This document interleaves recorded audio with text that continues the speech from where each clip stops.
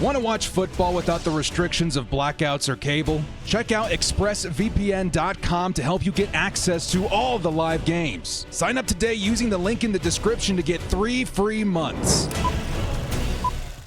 Yo to Bowl fam, it's the Director. Chargers fans, I hope everybody had a fantastic Independence Day yesterday. I know I sure did, grilling up the burgers, hanging out with the fam. We have this one spot on a hill that we like to overlook, the valley, to watch the fireworks every season. I got to tell you guys, every single season I feel the same way when I'm sitting there watching the fireworks on 4th of July. I think to myself, man, football season's just around the corner. Am I the only person that thinks that? I can't be the only person that gets excited around July 4th because it's that much closer to football season, baby. You got training camp coming around, the corner. You got preseason coming up next month. I don't know. It's becoming real.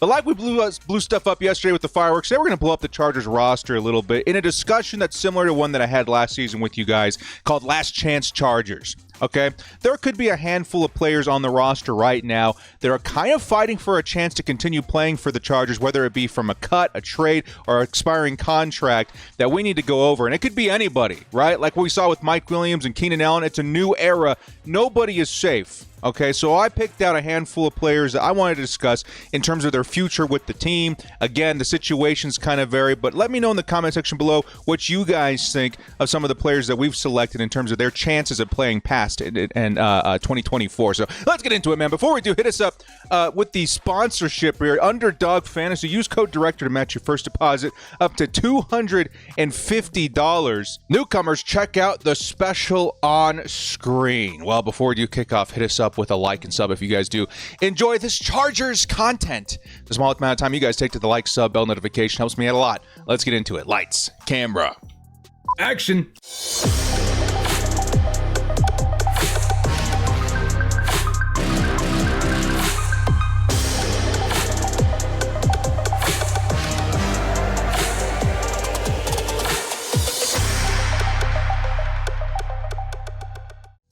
Last Chance Chargers, your 2024 edition. Who is going to make it past the 2024 season in Los Angeles? Before we do jump into the names, quick reminder to everybody out there, I will be at training camp this upcoming, July 20 to July 27th. I got my date, 25th to 27th, Director. That's when I'm going to be there. Hopefully we can get in. I know it's going to be tough to get in this year with the limited amount of space, but hey, if you want a chance to hang out with me, I know a lot of people have been asking, Director, when are you going to come to training camp for the past several seasons? Well, I'm going to be there this year, all right? So that'll be your chance. I'll be walking around with a Director jersey if you want to say hi. All right, here we go. The first player on our list of maybe perhaps the last chance Charger in 2024 is Khalil Mack. Now, a lot of people, they kind of scoff at the idea of premium players leaving the Chargers, especially now that we have some money, right? That's a nice thing to set the table. The Chargers actually do have some nice money going into next season. I don't quite remember the number, but it was pretty up there, especially with the Chargers, parting with contracts like Mike Williams and Keenan Allen that were very, very hefty.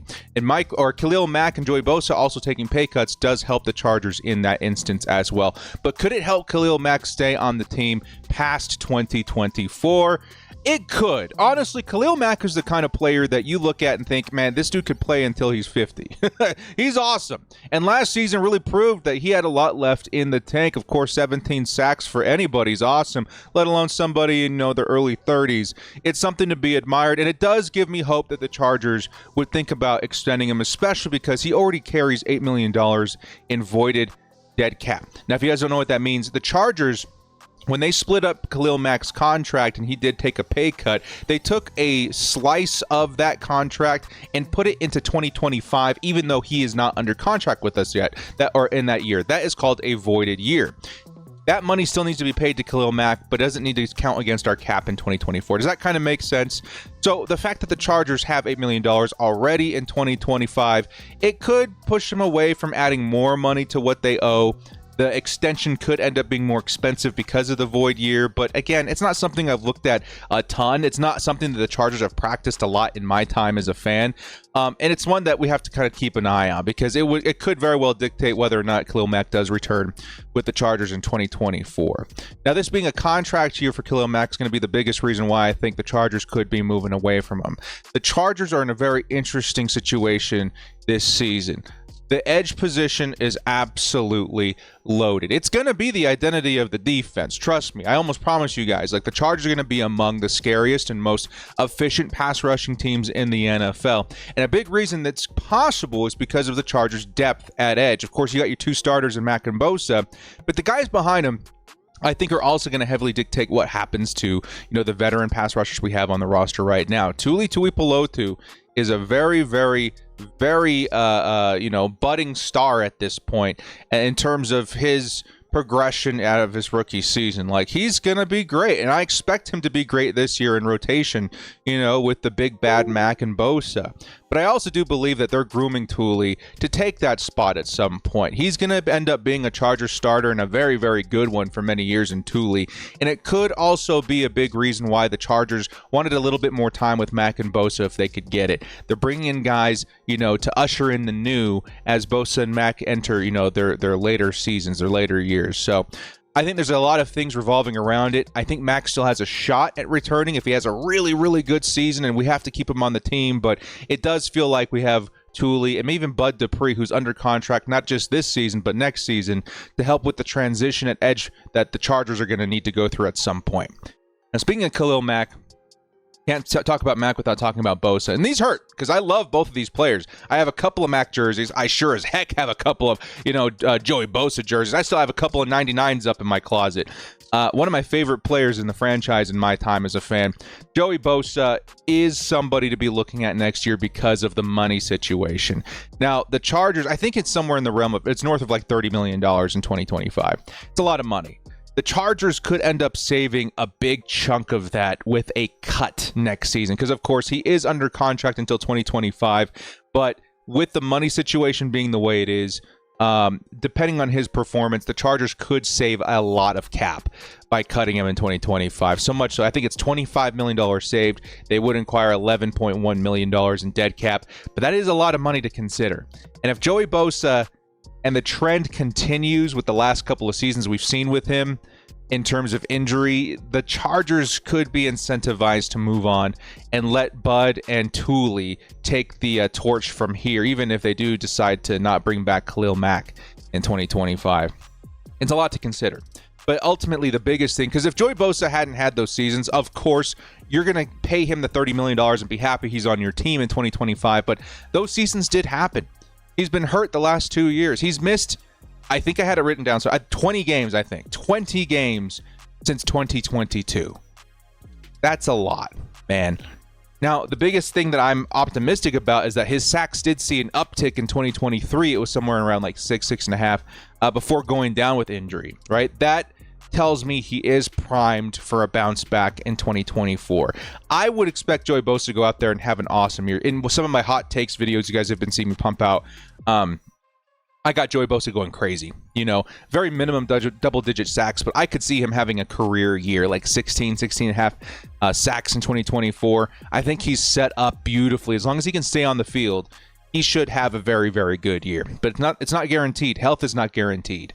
And that's something that could dictate, the Chargers deciding to save some money, a lot of money in 2025 with a cut or a trade to the tune of $25 million saved. So something to keep an eye on. It would really hurt me. I really hope we get to keep the duo next year. But this team is undergoing a lot of change, a lot of transition in the Jim Harbaugh and Greg Roman era.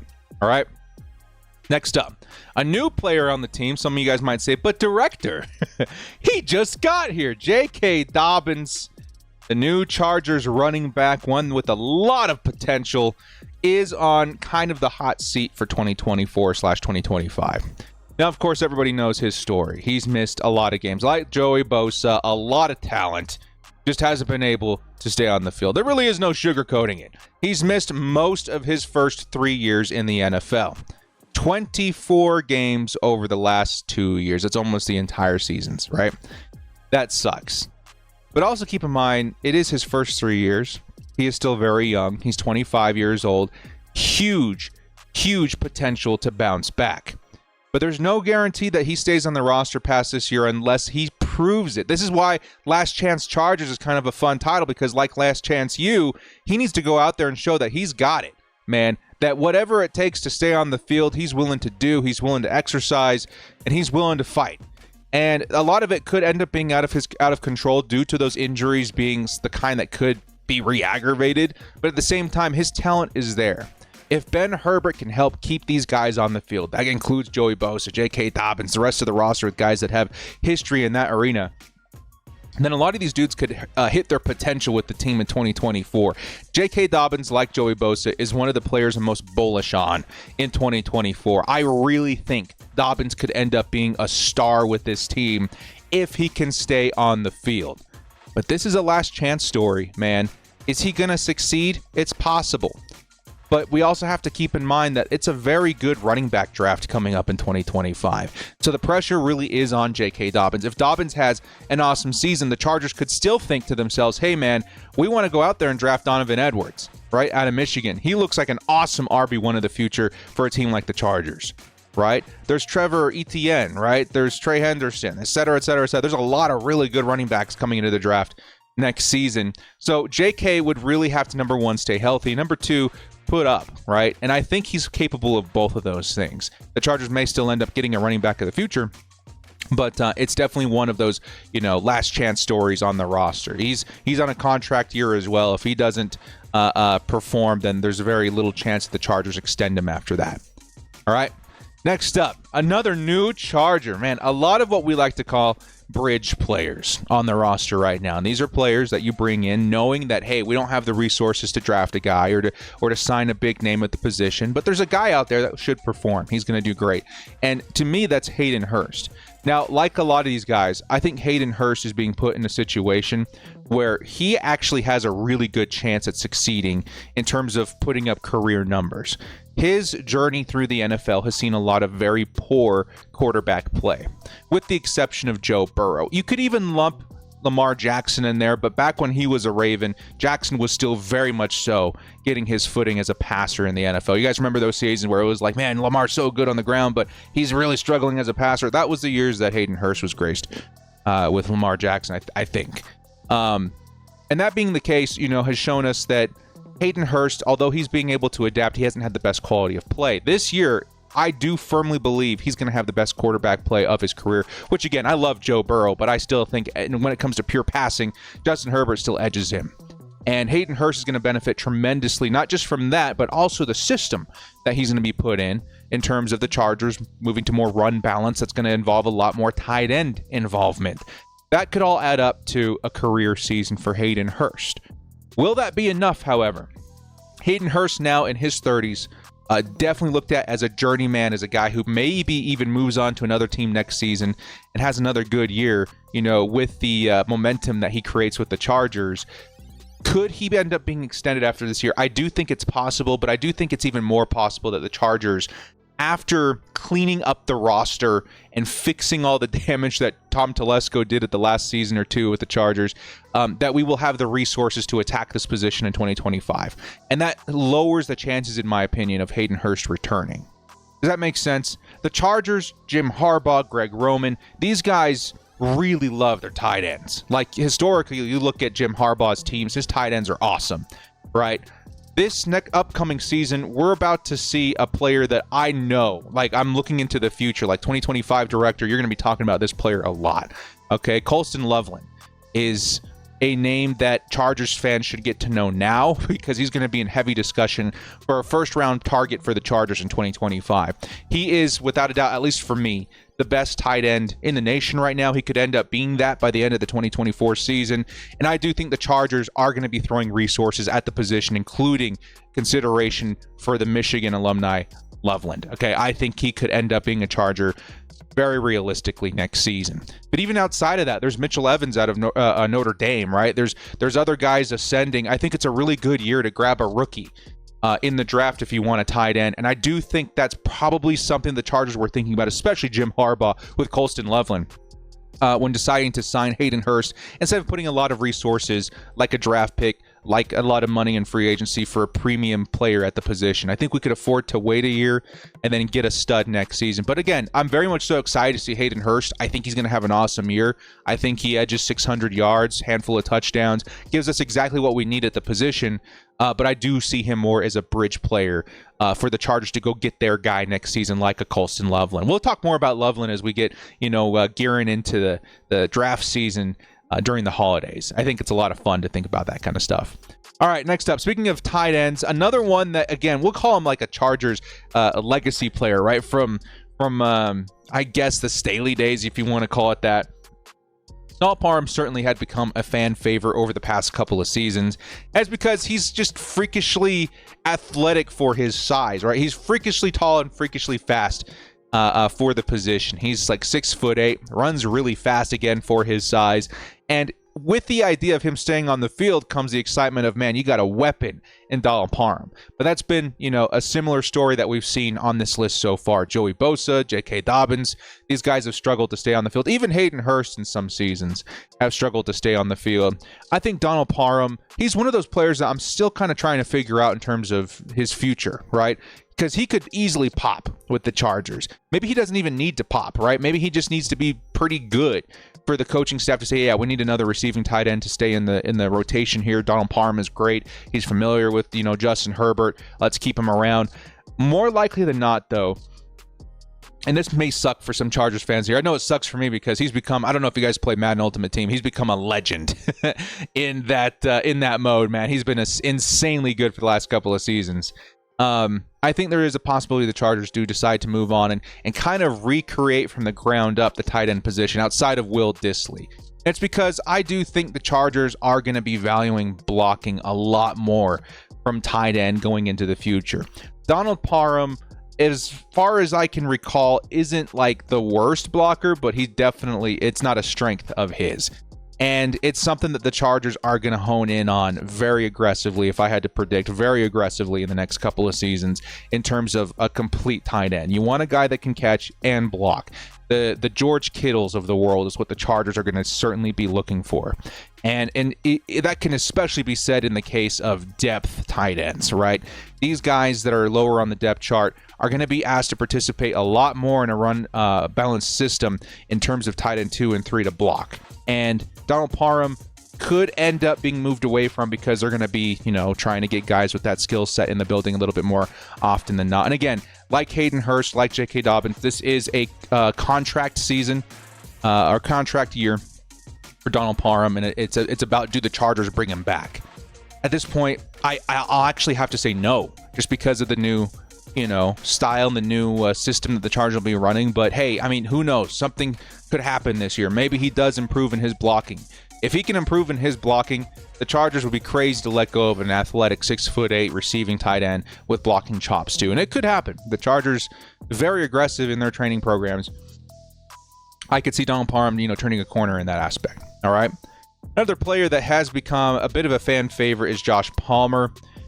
Josh Palmtrees, like we call him on the stream. The dude has been nothing but reliable in his seasons with the Chargers. He is rounding his rookie contract seasons last year on his deal, and he'll need to find a way to stay on the roster after this year. And you know what? I think out of a lot of the guys on this list, he does stem one of the best shots. The Chargers don't have the strongest wide receiver room right now. It looks a lot better than it did at the top of the offseason. But as of right now, Josh Palmer is probably wide receiver 1. Can the Chargers be convinced to keep him in the building past 2024? I think it's possible, right? Josh Palmer isn't the prototypical wide receiver that you're looking for in terms of speed or even size, but he's just very, very reliable in his, catching, in his route running. He seems like a very serviceable wide receiver 3/2. And I think the Chargers are going to need his services going into the future. But that being said, the team is building into a new era, into a new style, a new light. And the Chargers could be more inclined to grab a guy with speed like Ladd McConkey, right? A guy to complement him. They could grab a guy, again, DJ Chark being the X receiver. They could be looking for another dude like him as well. There's a lot of things that go into play here in terms of they have a good player now. No reason to get rid of Josh Palmer. But next season, you have an opportunity to build the team in the way that you want to. Does Josh Palmer fit that schematic for the Chargers? I don't know. I would have to say that he's system proof, that he's team proof, just because he's so dang reliable. And I would say that even in a contract year, I feel pretty good about his chances to return next season. Okay, so Josh Palmer, I'm rooting for him. He's been nothing but serviceable, nothing but a class act, stepping up when asked to. There's been a lot of injuries on the team the last couple of seasons, and he's been awesome. So I'm hoping for the best for him going into the future. Next up, speaking of receiver, DJ Chark, that you'll see right above my head. He's been looking really good. I'll be honest, man. I've been kind of shocked watching a lot of the highlights and the footage that are being pumped out of the offseason of his work with Justin Herbert. Like he's actually looking quite nice, and it's kind of surreal to think about DJ Chark having a bounce back year, because he's always been to me like that okay X receiver, right? In his time with the Jaguars and the Panthers, right? Like he's always been like all right. But he's shown up in several instances too, where all right is just enough, right? You don't have to spend an arm and a leg to get to get DJ Chark on your team. But he's not gonna, blow the top off the roof or the roof off or anything like that. It's not his game. But I think the Chargers, who are desperate for an X receiver, brought him in for a reason. Do I see him making it past 2024? I actually don't know. I would edge more towards I don't think so. Like Hayden Hurst, DJ Chark feels like a bridge player at wide receiver for the Chargers in 2024. It felt like we needed an X. We needed a guy to play the perimeter. We didn't want to put Quinton Johnson in that situation again. I feel like that's why DJ Chark is here. After that, next year you could go after another wide receiver in the draft. I'm sure there's going to be guys in the middle rounds. I don't know the 2025 draft in the middle rounds yet, let's be honest. Outside of like one or two players, even in the first couple of rounds, I can't really think of very many X receivers, the big guys, 6'4" and stuff. You know what I mean? It could be difficult, but hey, the Chargers, now that they're running the way that they are, maybe X receiver doesn't need to be a big impact like Mike Williams, like Malcolm Floyd and Vincent Jackson. Maybe they just need to be good enough. And I think the Chargers might be able to find something like that, even in free agency again next year. But hey, if DJ does go out there and put up good numbers, keeping games alive, making big plays, I don't see a reason why the Chargers wouldn't bring him back on another cheap deal next season. But hey, who knows? Who knows? Speaking of wide receiver, one of the controversial names I'm going to add to this list, Quinton Johnson.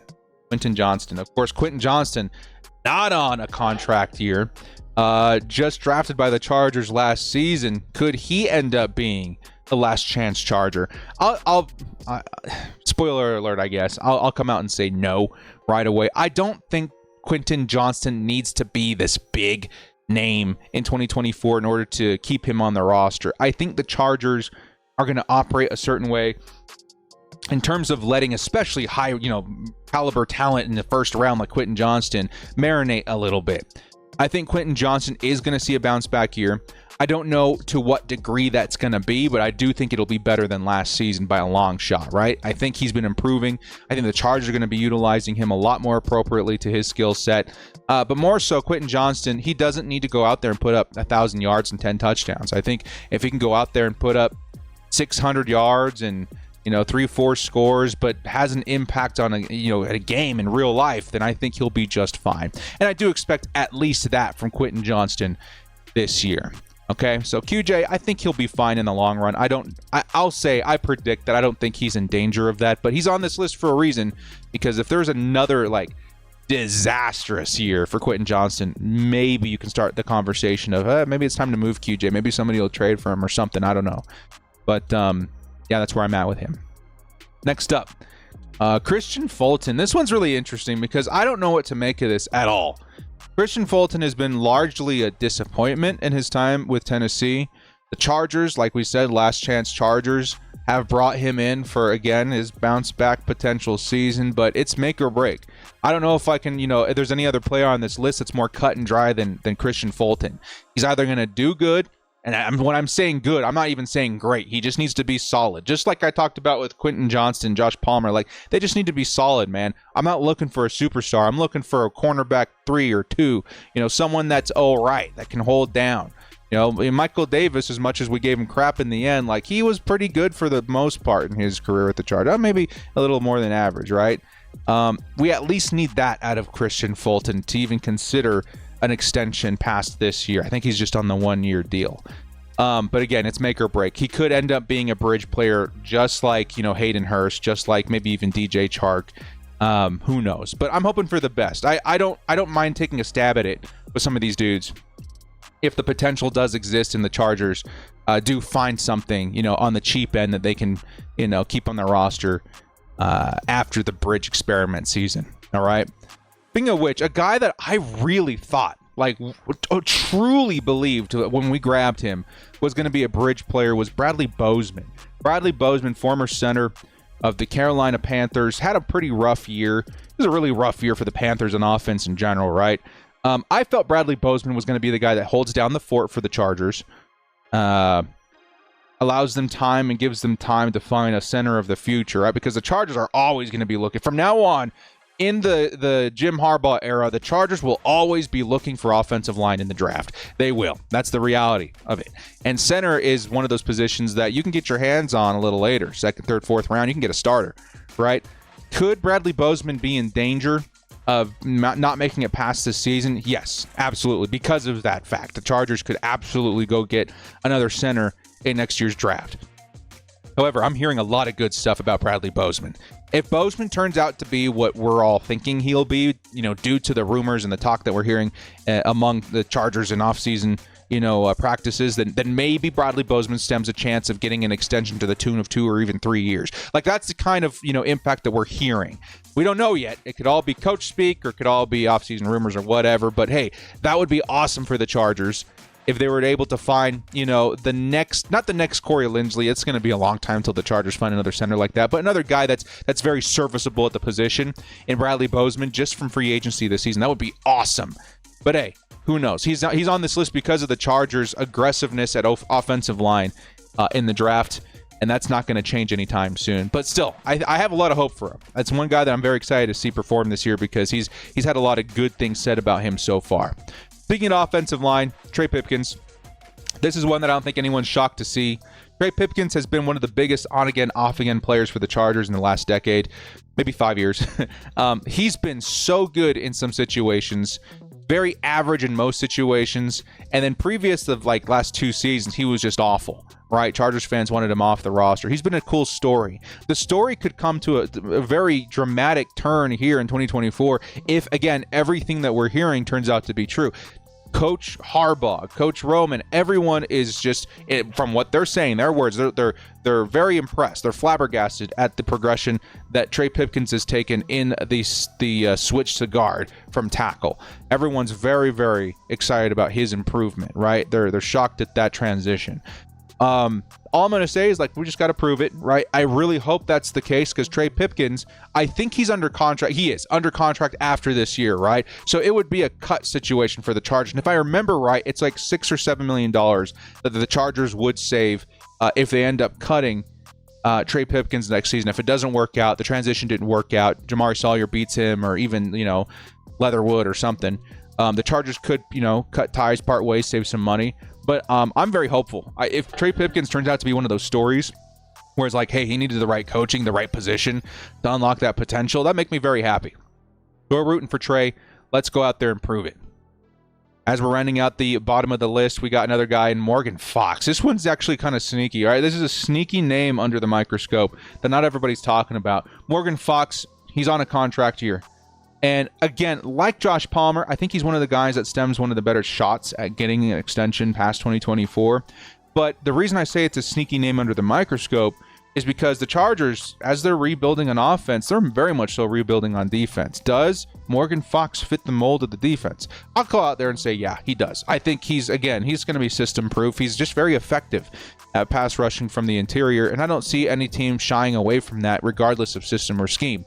However, the Chargers are going to be taking defensive tackle very, very seriously next year. Like I said, a tight end, the Chargers are going to be very much so big players in the position in the draft next season, including, his name's eluding me, the next defensive tackle out of Michigan who should definitely be a first-round talent. The Chargers are going to be players, right? They're going to be looking into stuff like that.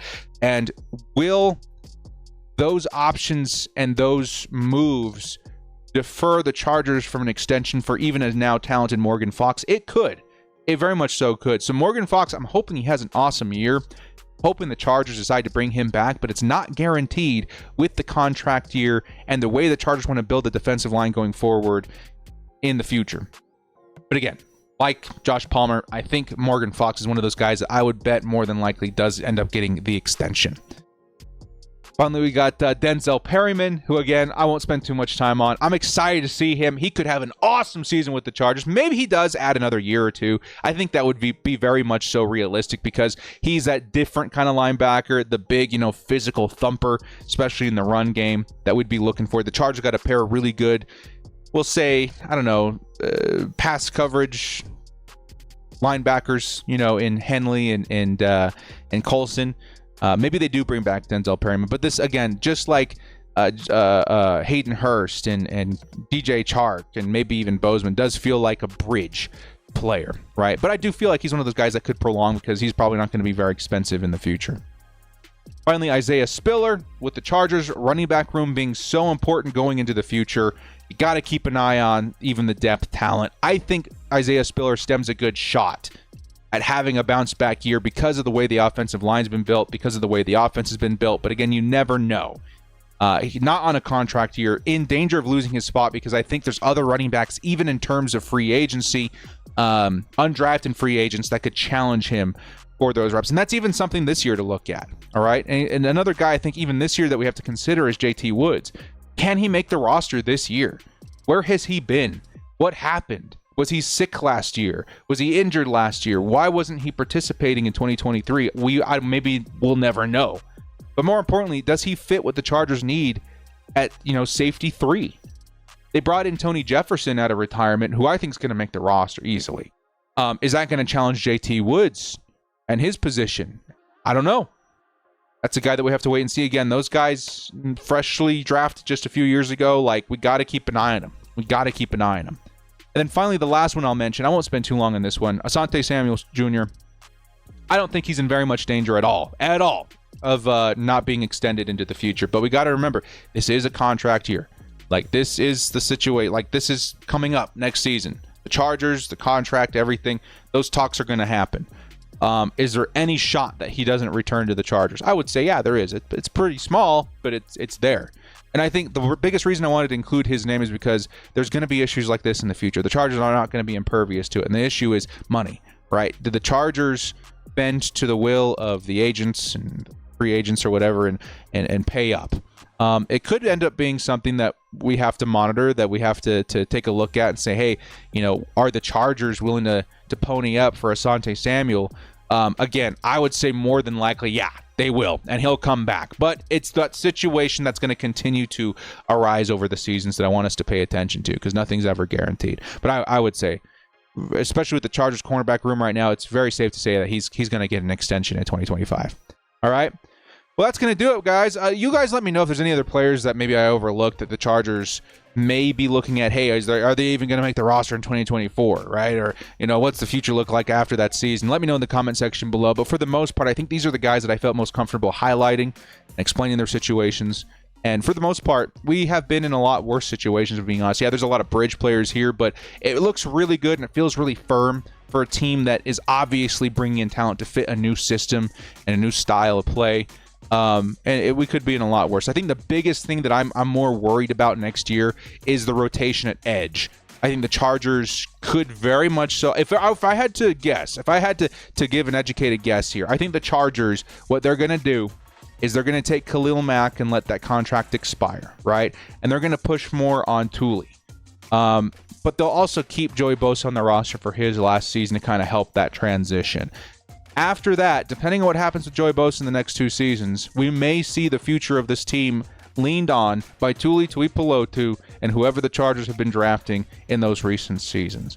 So the era of Bosa and Mack probably only has a couple more years left on it, which is crazy to think, but hey, that's football. Well, guys, thank you so much for joining me. This has been The Director. If you like what you saw here, hit us up with a like and sub on your way out. We'll see you next time, and as always, bolt up and stay frosty. Come on, man. I know I get ahead of myself a lot of the times, but that Colston Loveland, please go take a look, man. He would be awesome with this team going forward.